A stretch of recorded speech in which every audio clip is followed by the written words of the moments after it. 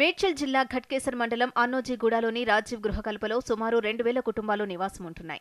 నాసిరకం కరెంటు మీటర్లు, కేబుల్స్ వేయడంతో చిన్నపాటి వర్షానికే కరెంటు మీటర్లు నీళ్లలో మునిగి అపార్ట్మెంట్లన్నింటిలో షార్ట్ సర్క్యూట్ కావడం ఇక్కడ శరమామూలే. గృహాల్లో ఉన్న ఫ్రిడ్జ్, టీవీ, ఫ్యాన్లు కాలిపోతున్నట్లు స్థానికులు చెబుతున్నారు. కరెంటు సమస్య ఇప్పుడు నుండి కాదు, దాదాపు 4-5 సంవత్సరాల నుండి సింగిల్ ఫేజ్తో నడుస్తుంది. ఇంట్లో టీవీలు కానీ, ఫ్యాన్లు కానీ, ఫ్రిడ్జ్లు కానీ అన్నీ కాలిపోతున్నాయి.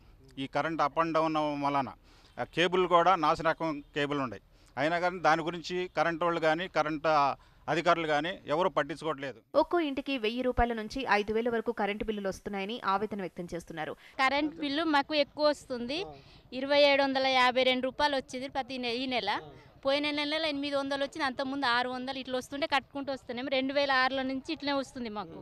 అయినా 700-800 అయినా పోనీలే కట్టుకున్నాం, కానీ ఇప్పుడైతే కట్టలేని పరిస్థితి ఉంది. విద్యుత్ అధికారులకి ఎన్నిసార్లు ఫిర్యాదు చేసినా స్పందన లేదని వాపోతున్నారు. టీవీ9 చేతన ఆధ్వర్యంలో ఏడీ ఆఫీస్ ముందు పెద్ద ఎత్తున కాలనీ వాసులు నిరసన వ్యక్తం చేశారు. కరెంటు ప్రమాదాలను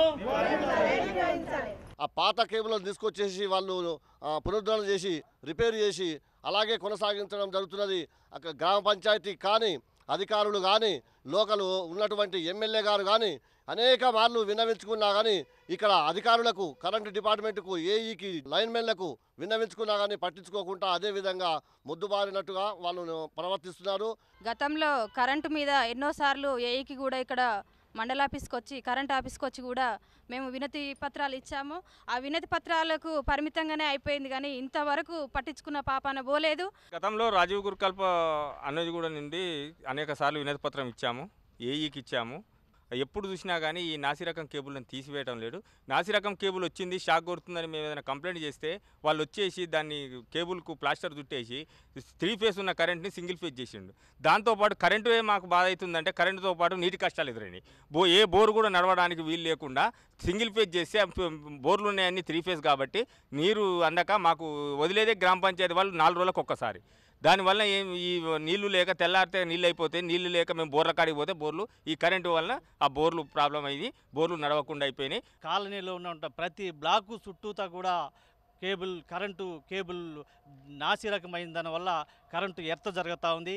ఎక్కడైతే ఇబ్బందికర పరిస్థితి ఉన్నదో ఆ పరిస్థితిని ఆ వైర్ని తీసేసి కొత్త కేబుల్ వైర్ని వేయాలనేసని వేసేంత వరకు కూడా కాలనీలో నివసిస్తున్నటువంటి దాదాపు 15,000 మంది ప్రజలు ఒక్కసారిగా ఈ కరెంటు సౌదాన్ని ముట్టడిస్తామనేసని హెచ్చరిక జారీ చేస్తున్నాం.